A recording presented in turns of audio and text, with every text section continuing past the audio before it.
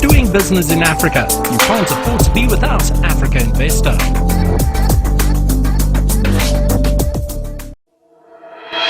We believe climate change is the greatest investment opportunity of our generation.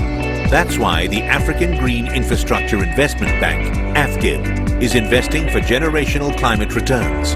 Join Africa's Green Investment Bank and its partners for action on the just transition and emissions reduction targets in Sharm el-Sheikh, Egypt for an epic 2022 African COP27. The African Green Infrastructure Investment Bank, AFGIB, committing capital to a climate-safe future. We're now going to move on to our second and final briefing announcement, which is on the International Energy Agency's Africa Research Scenario. This is going to be a report by Tim Gould, who is the Chief Energy Economist at the International Energy Agency, who many of you may recognize from his routine commentary on CNN and other global news networks. So over to you, Tim.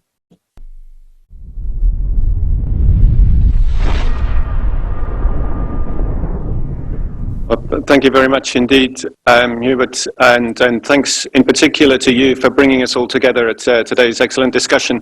I'm conscious of the quality of the panel that comes after, so I will keep these remarks brief, but I would like to just thank very much some of our distinguished opening speakers, Dr. Mayaki at the African Union Development Agency for his leadership on all manner of sustainable development issues across the continent, and His Excellency Wamkeli Mene, for the successful launch of the Africa Continental Free Trade Area earlier this year. But in these brief remarks, I wanted to highlight some aspects of IEA analysis and in ways that I hope will be useful for the panel that follows. First of all, the big picture on investment flows. Here you see our assessment of where investment has been in recent years in Africa and compared to what would be required within the next decade to meet Africa's rising demand for energy in a sustainable way. A few observations here. First and foremost, whichever way you think about the future, those investment flows need to rise and rise rapidly. At least a doubling and more like a tripling of total investment. But it's not just a question of volume, it's also the issue that we've come across in many of these opening statements. It's about the greening of those investment flows, the greening of infrastructure and supply chains.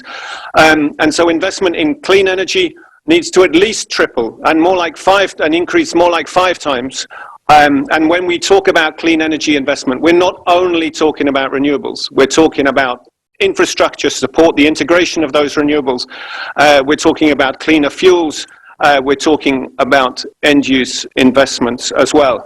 And that would mark quite a significant change from the patterns of investment that we've seen in the past, where fuel supply has accounted for well over 2/3 of energy investment in Africa over the past 5 years. There's also an urgent need to regain momentum on energy access. We've had some positive developments, particularly since 2013, but that progress stalled globally in terms of access to electricity in 2020, and we anticipate that that stalling will continue through 2021. So there is really a very important role there for public finance to get involved and bring solutions to some remote areas, some areas where private investors don't see the necessary balance of risk and reward. And the final observation on this slide is that there is a tendency in many discussions about energy transitions to focus on clean electricity. And there's clearly enormous potential to increase the role of renewable sources of renewable power across Africa with all its renewable potential. But I think we also need to recognize that clean electricity is not the answer to all of Africa's energy needs, particularly for countries that are entering a very dynamic period of urbanization and industrialization. So we need to talk about electrons, but we also need to talk about molecules as well. And that brings me back to something that Hubert mentioned in his introductory remarks. There needs to be a conversation about the role of gases in particular, and that includes natural gas, where there have been important discoveries, of course, in recent years, as well as various low carbon gases and how they fit into the picture of Africa's energy transition. My next slide is on the sources of finance for energy investments in Africa. And this is what you're looking at on the screen is what we project would be required in a sustainable development scenario by the end of this decade. And the bottom line is that clearly public sources will remain very important, but as many speakers have emphasized, there needs to be a significant mobilization of private capital. So the amount of private sector finance increases dramatically in this sustainable development scenario to account for well over half of total energy finance by the end of this decade. There is that important catalytic role, though, of international and domestic public finance institutions, again, particularly for those areas where the private players don't yet see the right balance of risk and reward. And in some cases, that could be renewable power. In many cases, it could be energy access, but it's also kind of first-of-a-kind projects, areas like industrial decarbonization and so on. And clearly, there's a big role for international funding and assistance for capacity building, for financing consumer investments in efficiency, for example, and in helping to improve the financial performance of state-owned utilities, which, as we're all aware, has in many cases deteriorated substantially due to the pandemic. One other observation here, our analysis points to the increasing importance of debt financing mechanisms as energy transitions gain momentum. So in our projections, the level of debt financing increases from under 40% of energy investment today to more than half by the end of this decade, while equity is used primarily to fund early stage project development and riskier market segments. My next slide is looking at an issue which we've discussed to some degree already, and that's as we move to reliance on more capital intensive technologies through energy transitions, the cost of capital, of course, becomes a really crucial indicator. And we're all aware that our starting point today is that many African economies continue to face, pressing public health emergency, which has pushed up debt in many cases. There are heightened macroeconomic risks and domestic capital constraints. And if we put it all together, as you see on the screen, economy-wide nominal financing costs in Africa are up to 7 times higher than they are in the United States and Europe. And that points to a relatively high bar for investments in access debt finance and meeting equity return hurdle rates. So there needs to be much more collaboration between the international financial community and African governments to work on the energy policy reforms and financial measures that would help to narrow this gap.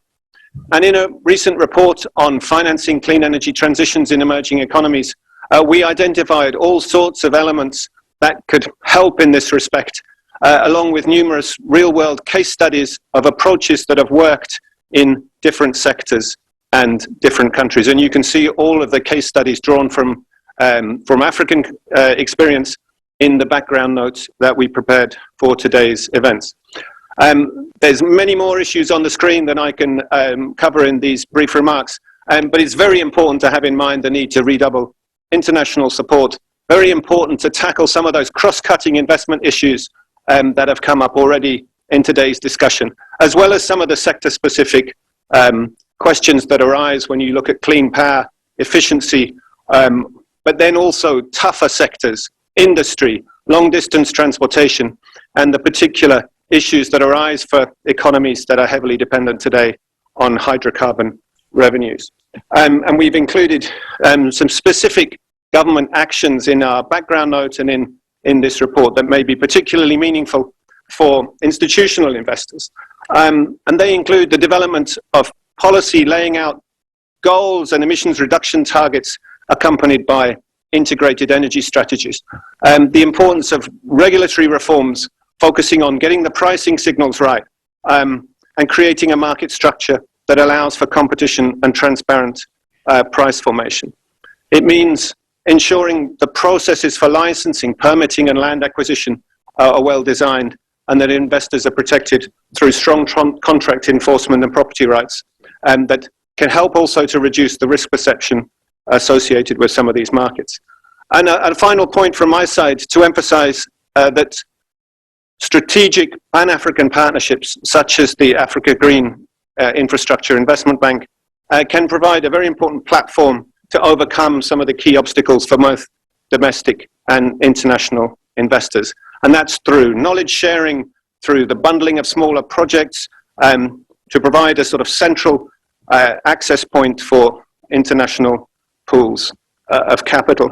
And additionally, such initiatives can enhance regulatory and contractual tools that allow institutional investors to partner with governments on bankable projects, as we've just heard in the previous presentation. One concluding thought, with the launch of the Africa Continental Free Trade Area beginning of this year, there's now very important impetus to create a coordinated pan-continental approach to green investment, and that could support access to the growing pools of sustainable capital from advanced economies.